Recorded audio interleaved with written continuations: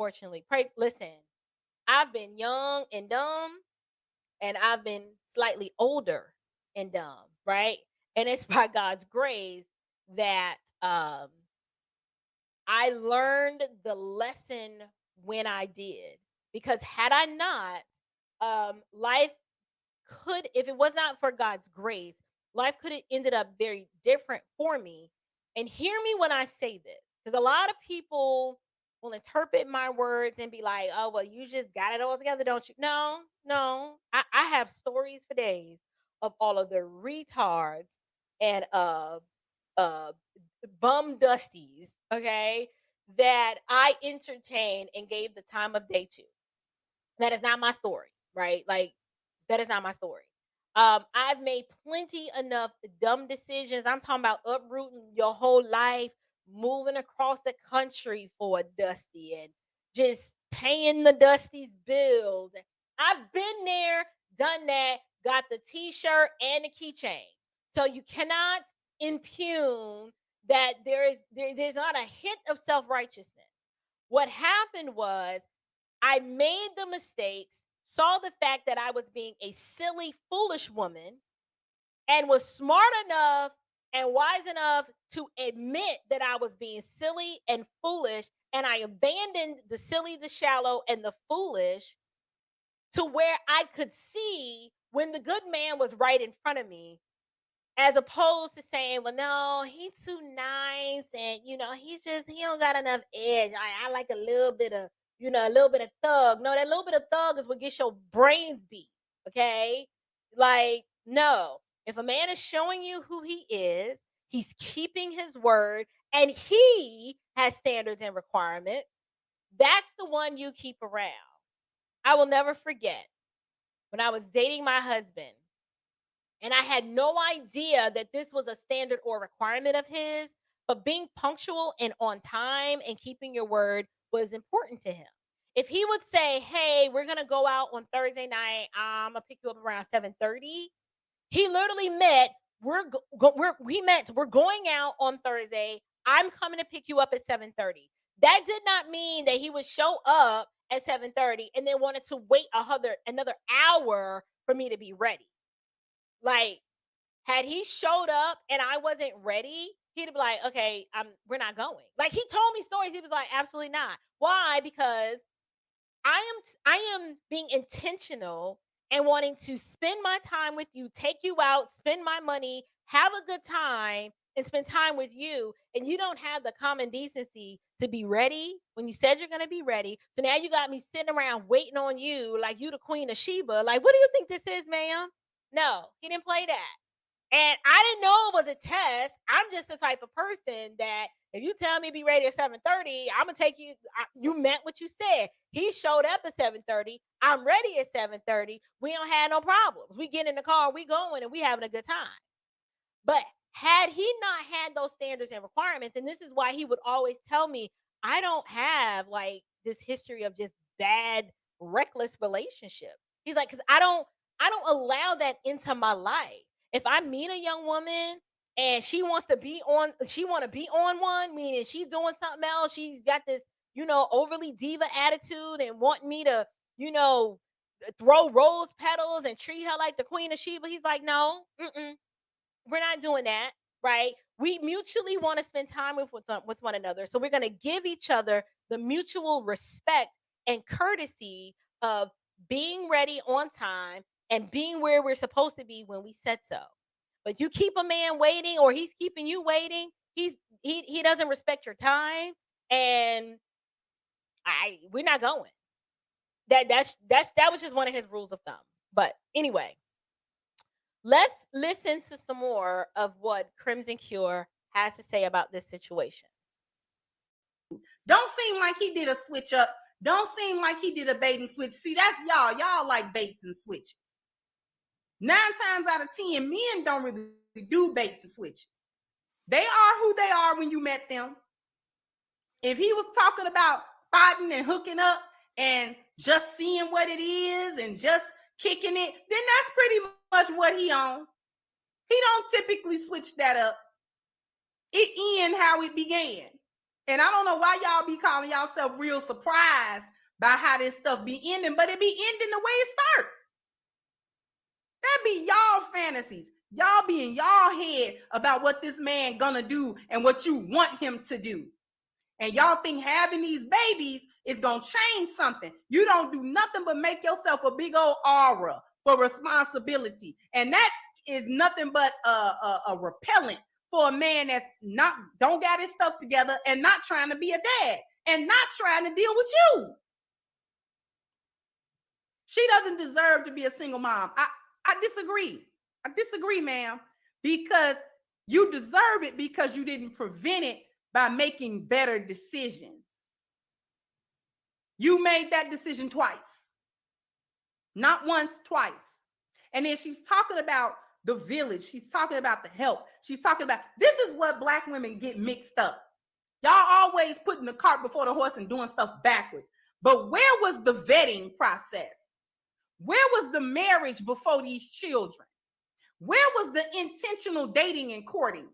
Where was the village at that was supposed to help you find the proper man to be your husband and do things decent and in order? And the church said, amen. This is a Muslim sister who, I don't know her, but I respect her because she's willing to say the quiet part out loud. Y'all heard it. I can't disagree with anything that she said. And more importantly, I'm trying to figure out, where are the tightest two women who claim that we love the sisterhood so much, but we refuse to say these things out loud because we're afraid of the mob, or we're afraid to be canceled, or we're afraid of hurting people's feelings. I'm going to tell you why. It's because it's not real love. It's a facade. That is actually hatred. When you are unwilling to hold the people you love accountable, you hate them. It's no different than parents who refuse to discipline their children because they're like, well, I don't want to hurt their feelings. The Lord chastens who he loves. The scriptures tell us that parents who don't discipline their children with the rod to restrain the evil actually hate their children. You hate your child because what you're telling your child is, I am not interested in teaching you what healthy boundaries are. I am not interested in teaching you what it means to submit to the authority of someone else. So I'm going to let you just run amok, wild out, act the fool, and then I'm going to unleash you on society to wreak havoc. You actually hate your child when you do that. It is the same thing amongst our peers. If you claim you love Black women so much, when's the last time you tried to hold one accountable? The ones in your own circle, your sister girlfriends, your friend girls, whatever you want to call them. When have you had that come to Jesus meeting with your sister girl and said, listen, you know I love you, but I love you enough to tell you that this road that you're on and this guy that you're seeing, there's too many red flags, right? There's too many red flags. And these are not arbitrary red flags. I'm not talking about the girlfriend that just don't want to see you happy, so she's just trying to rain on your parade. That's not what I'm talking about. I'm talking about the one who can give you tangible, observable, realistic reasons why the red flag in front of you, why you need to call foul on the play. But instead of you submitting to the wisdom that's coming from her, you want what you want because can't nobody tell you nothing. And then when you end up like this on a TikTok, whining and crying about it's too hard and you don't want to be a single mama, the only person you can blame is yourself. What I would like to see within our community is us owning up to our foolishness. We got to own it and we got to eat it. We got to be like, you know what? My mind was way somewhere it had no business being. And I made this choice to lay down with this man, and I thought the outcome was going to be different because I refused to see the red flags in front of me. I wanted him to be somebody that he wasn't. And I now have to accept responsibility for the fact that I didn't require him to marry me, right? I didn't let people who loved me enough to come in my life and vet this man because I really didn't want to submit to what anybody else had to say. I wanted to do what I wanted to do. When are we going to have those conversations, right? When are we going to have somebody just raise their hand and say, my bad, own it and eat it? And then to teach the next generation not to do what you did, as opposed to saying, well, it's going to be all right. I was a single mama and I did it. It was hard, but, I managed, and trying to gloss over the fact that it ain't hard. Raising children is hard in a two-parent household. Literally, my husband and I are discussing these children for, if we had to add it all up in hours of a day, I would say we discuss what's going on with our children. If I had to quantify it, every day, 2-3 hours maybe, we're concerned about their development. We have to be in constant communication. Like today, Robert had to come home and put the smack down with these girls because what I was saying, they didn't get the memo, and they didn't think fat meat was greasy. They found out tonight that fat meat was real greasy. And now they're suffering the consequences for it because daddy had to step in and get involved. But when you don't have dad to step in and get involved, chaos ensues. Women, we need husbands. We don't just need an active, out there dad. If you're able to successfully co-parent with your baby daddy, that's great. I applaud that, but it's still not ideal. And there will still be deficiencies. And yes, I know there are deficiencies in two-parent households too, because both parents can be out the lunch. I ain't talking about those. I am talking about the fact that children need mamas and daddies, and they need both of them to be fully present. And yes, it's hard and you will get sick, but you don't get to lay your parental responsibilities aside just because your tummy hurt and you're not feeling good. Like the self-sacrifice that is required to parent children, I it's on another level, right? It literally takes the grace of God to empower you to push past that point when you're like, I can't go another further. But the answer is not letting the child holler and scream its head off because you just need a minute. Like, that's not the answer either.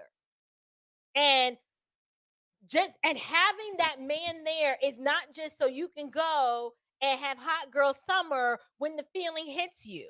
That's not how it works either. There are other things that man adds to the life of that child that is invaluable, that you cannot put a price tag on, that you just can't be like, well, I'll pick up the slack or I'll have the village. Because there's a part in the video where she's just like, well, what do you do when extended family is not enough? It was never designed for the extended family to raise your children.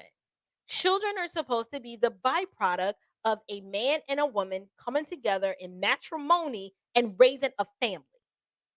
The nuclear family still matters.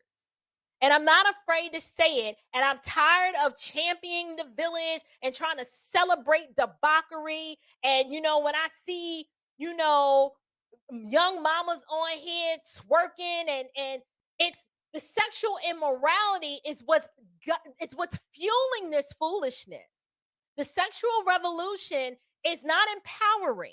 It is bondage for us. Why? Because all it does, it's a trap. It's a trap that makes you think you're free. You think you're free, but you're really not. Because what that freedom yields is a baby that you did not plan, a man who ain't going to stick around, and a lifetime of poverty, despair, anxiety, uncertainty, chaos, broken home. Like, Nothing I named there is a plus or a benefit. But yet we are willingly signing up for this on purpose, thinking, well, it's going to be all right. But then we have an entire generation, my generation included, myself included, of children raised by single moms, and then we wonder why nobody wants to submit to authority because they have no concept of what male authority and headship looks like. They've never experienced it, they've never lived it, they've never had a daddy tell them, no, you can't have that. I don't care what you say. I said no. And that's it, the end of the discussion. Mamas will go back and forth and try to reason, well, little buddy, like, I just think, it's not the right time. I said no. Men provide that structure, men provide that balance, men provide boundaries. And I don't care how great of a super mom you think you are, it is not the same. Boys need fathers, girls need fathers. Boys need mothers, girls need mothers. Children need nuclear families. I don't care that you don't like it. I said what I